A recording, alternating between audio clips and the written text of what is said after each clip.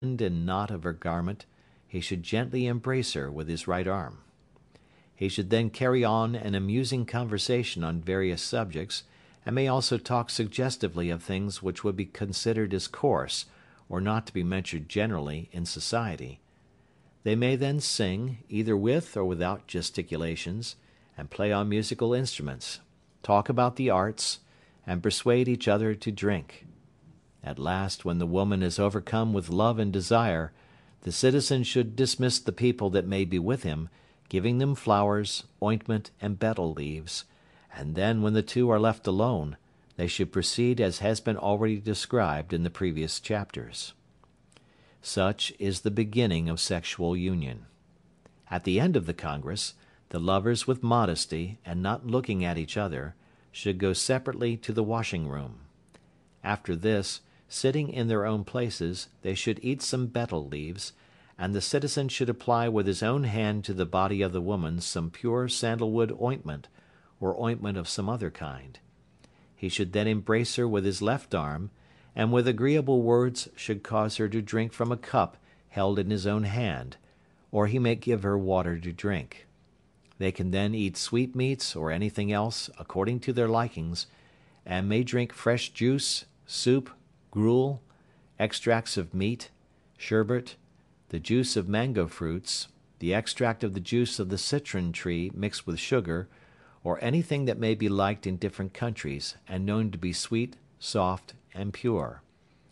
Footnote: the fresh juice of the coconut tree, the date tree, and other kinds of palm trees are drunk in India. It will not keep fresh very long, but ferments rapidly, and is then distilled into liquor. The lovers may also sit on the terrace of the palace or house, and enjoy the moonlight, and carry on an agreeable conversation. At this time, too, while the woman lies in his lap, with her face towards the moon, the citizen should show her the different planets, the morning star, the polar star, and the 7 rishis, or Great Bear. This is the end of sexual union. Congress is of the following kinds: loving congress, congress of subsequent love, congress of artificial love, congress of transferred love, congress like that of eunuchs, deceitful congress, congress of spontaneous love. 1. When a man and a woman, who have been in love with each other for some time, come together with great difficulty, or when one of the two returns from a journey, or is reconciled after having been separated on account of a quarrel, then congress is called the loving congress. It is carried on according to the liking of the lovers, and as long as they choose. 2. When two persons come together, while their love for each other is still in its infancy, their congress is called the congress of subsequent love. 3. When a man carries on the congress by exciting himself by means of the 64 ways, such as kissing, etc., etc., or when a man and a woman come together, though in reality they are both attached to different persons, their congress is then called congress of artificial love. At this time all the ways and means mentioned in the Kama Sutra should be used. 4. When a man, from the beginning to the end of the congress, though having connection with a woman, thinks all the time that he is enjoying another one whom he loves, it is called the congress of transferred love. 5. Congress between a man and a female water carrier, or a female servant of a caste lower than his own, lasting only until the desire is satisfied, is called congress like that of eunuchs. Here external touches, kisses, and manipulations are not to be employed. 6. The congress between a courtesan and a rustic, and that between citizens and the women of villages and bordering countries, is called deceitful congress. 7. The congress that takes place between two persons who are attached to one another, and which is done according to their own liking, is called spontaneous congress.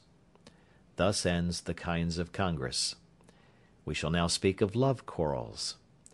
A woman who is very much in love with a man cannot bear to hear the name of her rival mentioned, or to have any conversation regarding her, or to be addressed by her name through mistake.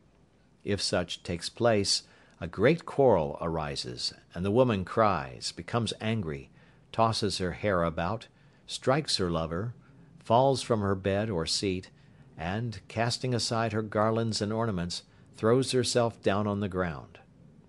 At this time the lover should attempt to reconcile her with conciliatory words, and should take her up carefully and place her on her bed. But she, not replying to his questions, and with increased anger, should bend down his head by pulling his hair, and having kicked him once, twice, or thrice on his arms, head, bosom, or back, should then proceed to the door of the room. Dattaka says that she should then sit angrily near the door and shed tears, but should not go out, because she would be found fault with for going away. After a time, when she thinks that the conciliatory words and actions of her lover have reached their utmost, she should then embrace him, talking to him with harsh and reproachful words, but at the same time showing a loving desire for congress. When the woman is in her own house and has quarreled with her lover, she should go to him and show how angry she is, and leave him. Afterwards, the citizen having sent the Vita, the Vidushaka, or the Pithamurta to pacify her, she should accompany them back to the house and spend the night with her lover. Footnote: the characteristics of these three individuals have been given in Part 1, page 31. End footnote. Thus end the love quarrels. In conclusion, a man employing the 64 means mentioned by Bhairava obtains his object and enjoys the woman of the first quality. Though he may speak well on other subjects, if he does not know the 64 divisions, no great respect is paid to him in the assembly of the learned. A man, devoid of other knowledge, but well acquainted with the 64 divisions, becomes a leader in any society of men and women. What man will not respect the 64 parts, considering they are respected by the learned, by the cunning, and by the courtesans? Footnote: a definition of the 64 parts or divisions is given in Chapter 2, page 45. End footnote. As the 64 parts are respected, are charming, and add to the talent of women, they are called by the Acharyas dear to women. A man skilled in the 64 parts is looked upon with love by his own wife, by the wives of others, and by courtesans. End of Part 2.